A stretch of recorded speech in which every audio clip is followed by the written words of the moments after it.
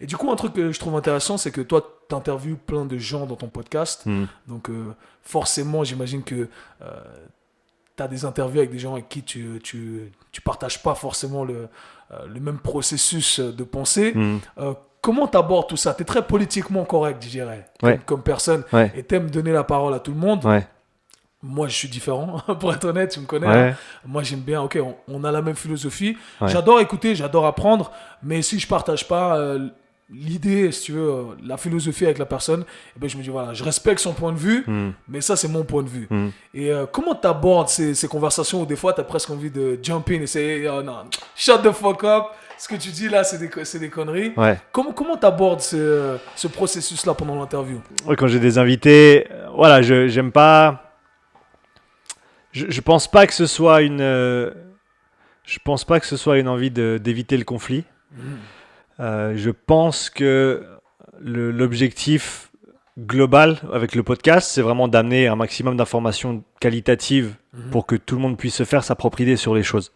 Et donc je pense que en le faisant assez, les gens pourront se faire leur propre idée par rapport à un invité qui a dit quelque chose qui peut-être a pas de sens ou qui peut-être est faux. C'est peut-être aussi quelque chose que je dois travailler à développer, cette capacité à peut-être poser des questions un petit peu plus pointilleuses autour d'un sujet avec lequel je suis peut-être pas d'accord. Tu dirais dans le sens où tu challengerais la personne. Voilà, mais de manière très respectueuse, Oui, sans bien aller sûr. de manière pas de confrontation, parce que c'est vraiment pas l'objectif. Comme je t'ai dit depuis le début, le podcast c'est vraiment une opportunité pour l'invité de se mettre en avant et de mettre en avant ce qu'il connaît, ce qu'il sait, son vécu, sa perspective. Et je pense que dans la très très grande majorité des cas, tout se recoupe à un moment donné. Peut-être c'est des termes différents, peut-être c'est des notions différentes. Ouais, c'est vrai. Par exemple, hier j'avais Jean-Marie Péoche qui a l'Atelier Fit, un podcast français, qui est lui-même préparateur physique, coach à CrossFit Le Louvre, je crois, à Paris. Et il parlait de neuro, de posturo, etc., qui sont des concepts avec lesquels j'étais pas familier en tant que tel, avec les formations que j'ai eues en Amérique du Nord. Personne parle de travail neuro, entre guillemets, là-bas. Mais hier, j'ai vraiment pu faire quelques connexions intéressantes avec ce que je connaissais de notamment Feldenkrais. Je sais pas si t'es... Oui, bien sûr. Voilà. Moshe Feldenkrais, c'est son travail à lui. Et il y a eu des petits déclics pour moi et qui m'ont permis de connecter ces choses-là. Et par exemple, il y a plusieurs épisodes en arrière, j'ai reçu une autre personne qui parlait de posturo, de neuro, etc. Et je comprenais pas nécessairement les concepts avec la façon dont il les amenait, ou il les présentait. Et avec le recul, je me dis, j'ai bien fait de pas le challenger là-dessus, dans le sens où j'avais peut-être juste pas encore les outils pour comprendre de quoi il parlait. Ouais.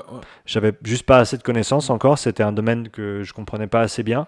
Maintenant, je vois aussi, quand on parle de mettre l'accent sur certaines positions au niveau du pied, est-ce que tu pousses sur le talon, sur l'arche interne, etc. Ça, c'est des concepts que tu retrouves avec PRI et puis avec d'autres méthodologies comme ça. Donc, il y a énormément de choses qui s'entrecoupent. Jusqu'à maintenant, pour dire la vérité, j'ai eu très très peu d'invités qui ont dit des choses qui étaient vraiment pour moi aberrantes ou qui tenaient pas du tout. Alors oui, il y a toujours quand quelqu'un parle des filières énergétiques, On y arrive, on y un sujet arrive. qu'on apprécie grandement toi et moi. Exact. Alors, et c'est pas mon moment pour dire ouais mais tu sais c'est pas comme ça. Je suis pas là pour ça. Non, Je suis pas bien là sûr, pour ça.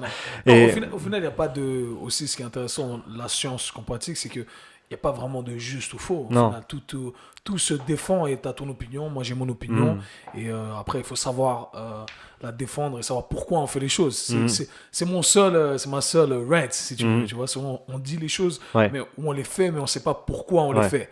Et si on ne sait pas pourquoi on les fait, Ça, c'est un problème, ça n'a ouais. pas de sens, tu vois. Mais le fait qu'on ne soit pas d'accord, c'est pas un problème en soi. Donc, je trouve intéressant que tu mentionnes ça. On n'est pas là pour montrer du doigt et dire ouais, ça marche pas, ça marche pas. Au final, c'est notre expérience qui va dicter ce qu'on pense, tu vois. Ouais.